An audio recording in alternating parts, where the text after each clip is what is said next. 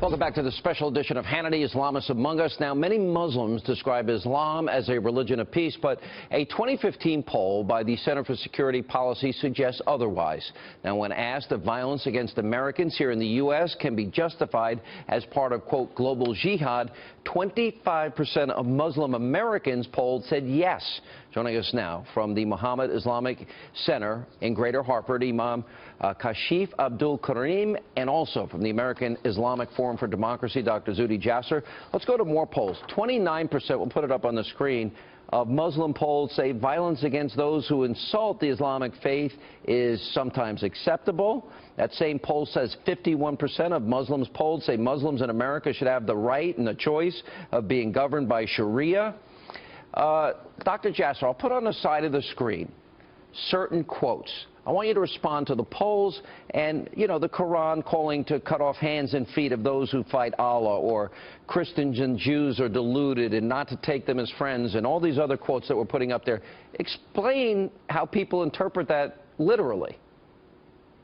Well, this is basically, Sean, the movement of political Islam, Wahhabism, these movements that have been fueled by petrodollars that dominate the leadership of our Muslim community, are exclusivist interpretations, literal interpretations that take passages that the Islam that I learned is more through an American lens of equality, of modern ideas, but the Islam that's being pumped out of Saudi Arabia, being pumped out of the Muslim Brotherhood in Egypt, or the Deobandis of Pakistan, is an Islam that demonizes minorities, that abuses women, that justifies things that is not only 7th century, but is just what I believe to be un-Islamic. But we Muslims have to own up to the fact that the interpretations of some of those passages is not being done in an American lens. And our Muslim reform movement put forth a declaration that said we reject apostasy laws, we reject blasphemy laws, we reject violent jihad. And there are ways, Sean, to interpret that passages in ways that are commensurate with the 21st century. But the majority of our leadership in America is silent and missing in action on these reforms necessary. Imam, I want you to respond to the polls and these quotes that we're putting up on Islam,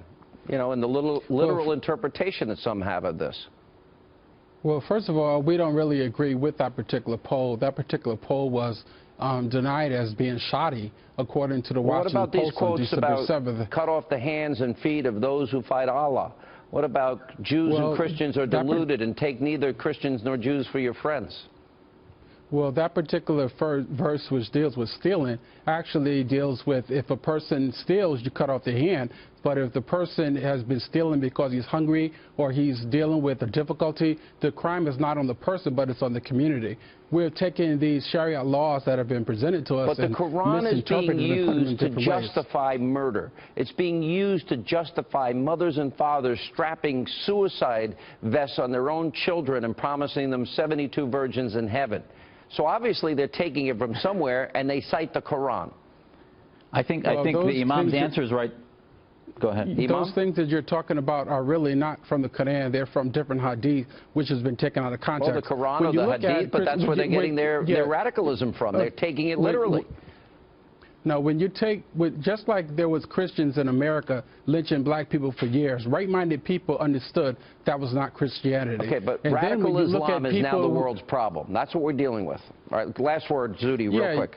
Imam, you're being either delusional or ignorant, or you're being deceptive of the interpretations that are coming out of Saudi Arabia that are in the Quran that we have to reinterpret. So the apologetics that you're providing actually prove Sean's point and prove the poll, which is most Muslims reject or simply accept that somehow as part of God's law, when in fact we have to reform the literal interpretation and say that the majority of the leadership of our faith are archaic and medieval in their interpretations, and we need to reject it openly. And the fact that you're denying that actually proves the poll, because you're not allowing a conversation to admit that we have a problem. All right, Imam, real quick, respond to that. No, we don't have a problem. I'm not ignorant or delusional. I did say, first of all, that the poll was not accurate. The poll only included 600 people in the poll. Imam, are you saying we don't have a problem with radical Islam? Are you saying we don't have a problem with that?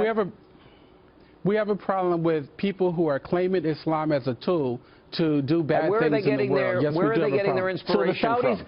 The Saudis beheading, the Muslim Brotherhood attacking people because of their speech, that's not happening? We got to go. I'm just out of time. I appreciate it. Dr. Jasser, I think you can take back the religion. Before the religion instead of putting the religion first.